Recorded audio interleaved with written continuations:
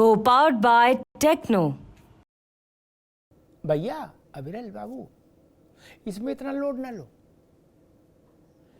NPS के साथ UPS आ गई, यूपीएस के साथ ओपीएस जोड़ दो, विकल्प दे दो, देश बता देगा कहाँ खड़ा है।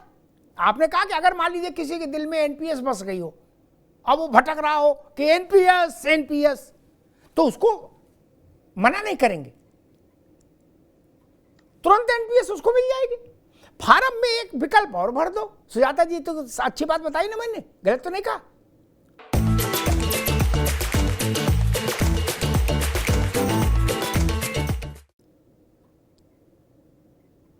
सामान्य आदमी भी जान लेगा कि एनपीएस यूपीएस और ओपीएस। उसके बाद फिर ये बात आएगी जब हम उसका परिणाम देख लेंगे कि देश के सरकारी कर्मचारियों ने किसको चुना, तो फिर शायद माफी आपी की बात आएगी ऐसे मंचों पर, क्योंकि हम शायद देश को नहीं समझ पाए। ठीक। दूसरी बात अविरल जी ने कही कि भाजपा ने नहीं मांगा था परमिशन।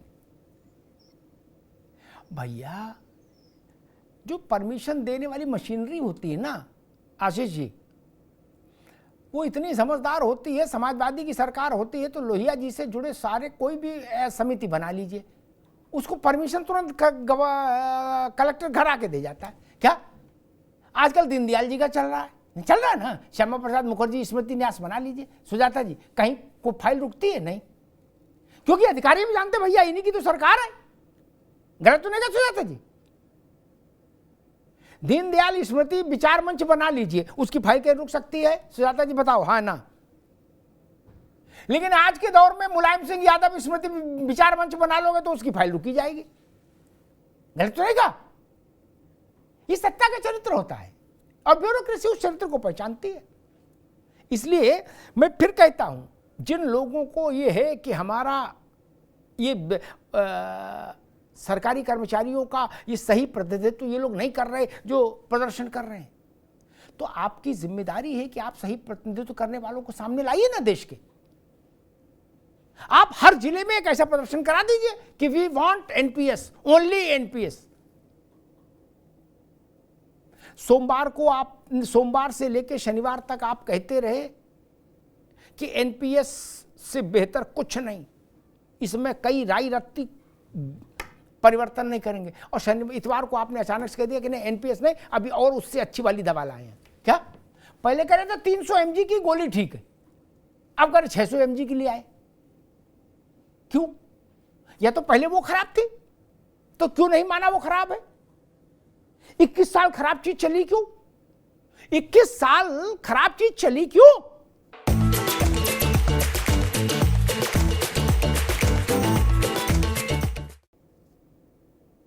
भाई ये माना कि खराब है, तभी ना उस नई स्कीम आई। इसकी जिम्मेदारी कौन लेगा?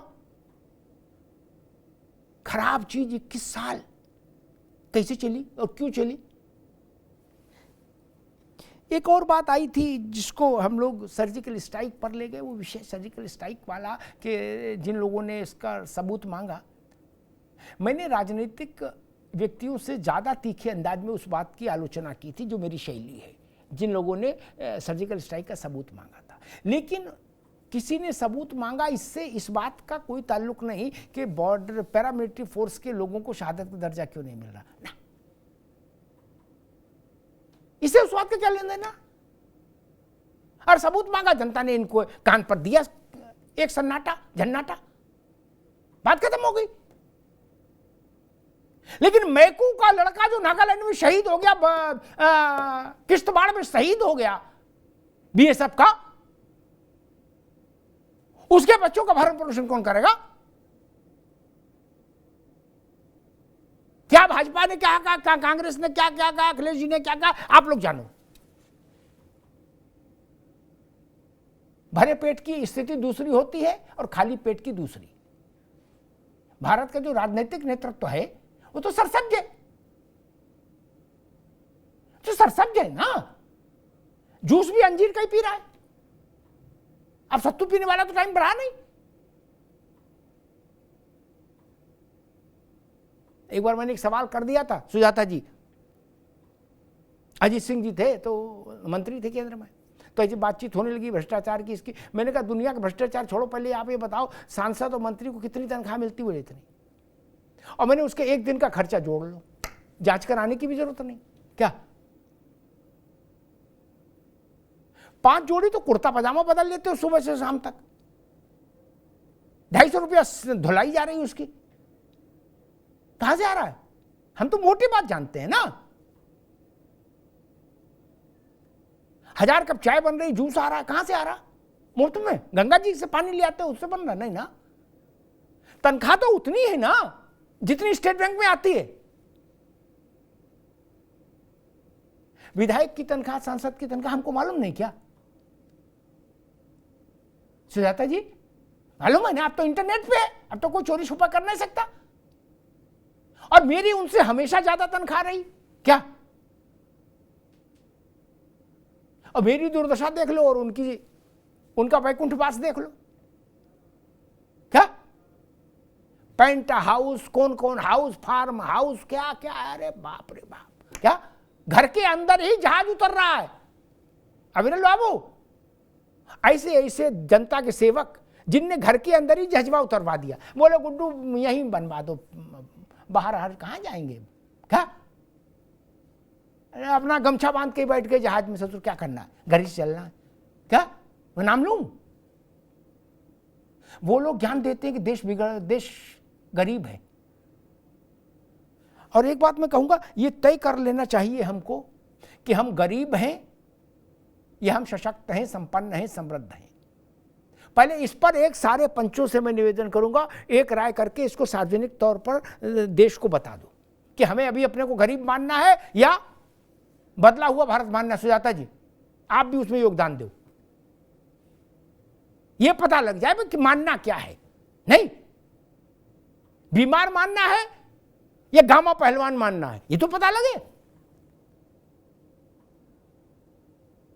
हमने तो लाल गेहूं वाला भारत देखा, जब दो वक्त का भोजन नहीं था भारत के पास। आज वैसी स्थिति है क्या? दोनों चीजें नहीं चलेंगी। 11 बजे गरीब और 12 बजे ग्लोबल लीडर, दोनों चीजें कैसे चल जाएंगी? सुनने वाला नहीं पगला जाएगा, वो उसके कान से धुआं निकलने लगेगा, बोलो गुरु क्या बवाल है यार, ये कौन सी निंजा टेक्निक है? नहीं, पागल हो जाएगा। और पेंशन की पहले जितनी जरूरत थी विजय बंधु, उससे 100 गुना ज्यादा आज जरूरत है पुरानी पेंशन की। पहले सामाजिक मूल्यों का वजन था, बाप बाप होता था, कमाए न कमाए, अम्मा अम्मा होती थी। आज बेटा कहीं, बेटी कहीं, बाप और अम्मा पड़े हैं बुढ़ापे में। उनका जीवन कैसे चलेगा? बड़ा कठिन प्रश्न मैंने रख दिया ये समाज के सामने, जान लीजिए। हमने कभी नहीं सोचा कि हमारे बाबा थे, दादी थी, लेकिन हो सकता है मेरी बात की पीढ़ी इस बात को सोचे कि भाई अब आपका लोड भी हम उठाएं। गजब करते हो, जब नौकरी कर रहे तो कुछ क्यों नहीं सोचा? हमारा तो अपना ही नहीं पूरा हो रहा। स्टारबक्स में जाके कॉफी पीनी है, फिर वर्ल्ड टूर पे जाना है, आपके चश्मे के लिए पैसा कहां हमारे पास? सुजाता जी नहीं,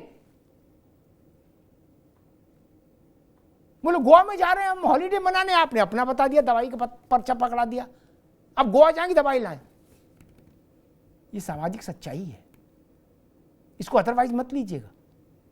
और सबके घर में ऐसा मैं ये भी नहीं कह रहा, लेकिन बहुसंख्यक देश की स्थिति ये है। मैंने ऐसे ऐसे बुजुर्ग देखे जिनकी इच्छाएं मालूम कितनी छोटी सी हैं, रह रहे घर में बेटे बहू के। सुजाता जी, कि दही नहीं मिलता है हमको खाने को, बहू नहीं देती क्या? और चाय पर भी प्रतिबंध है कि एक ही बार पियोगे, हमने देखा है। मेरा ऑब्जर्वेशन रहता है इन सब चीजों पर। वो याद करते हैं कि हम जब नौकरी में थे तो हमने बच्चों के लिए क्या क्या किया। आज ये स्थिति है, क्या हमारा सामर्थ्य इतना कमजोर हो गया एक राष्ट्र के तौर पर? और जो लोग ये कहते हैं कि नहीं भारत बर्बाद हो जाएगा, मैं कहूंगा वो सारी बिरादरी भारत के पौरुष और पुरुषार्थ पर सवाल खड़ा करती है।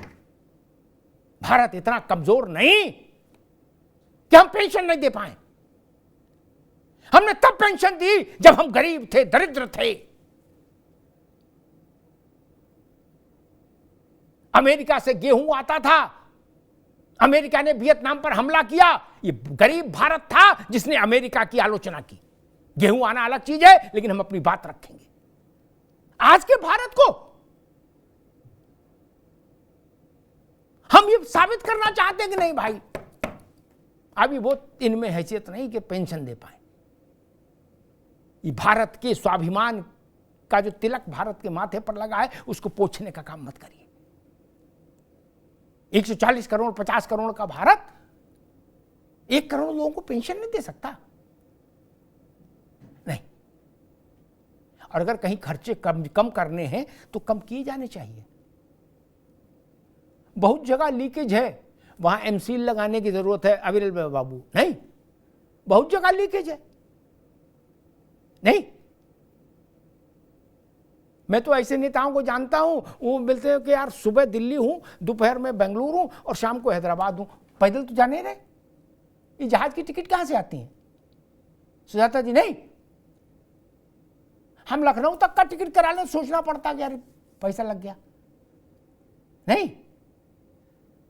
जैसे आम आदमी टेम्पू में नहीं चलता, वैसे नेता जहाज में चल रहे हैं कि नहीं? बोलो हाँ या ना। सुजाता जी चल रहा है कि नहीं? कभी नहीं, जोर से बोलो, कभी किसी नेता से आपने सुना कि यार सुजाता जी मुझे जाना है बंबई, पैसे ही नहीं, कहां से जाऊं? सुना? तब अविरल बाबू गलत तो नहीं कह रहा? अभी आपको फोन आ जाए, बोले नागालैंड आ जाओ, आपको भाई रात की फ्लाइट ले लेता हूं, और थोड़ा और भगवान की कृपा रहेगी, साल 2 साल बाद हो सकता है आप ये कह दो कि भाई साहब फ्लाइट तो नहीं, मैं चार्टर्ड ले लेता हूं और पहुंच रहा हूं नागालैंड। नहीं, गरीब आदमी आज भी इसी चिंता में है कि भैया 10 की कमाई और 20 का खर्चा, इसलिए पेंशन जरूरी है। धन्यवाद। Co-powered by Techno.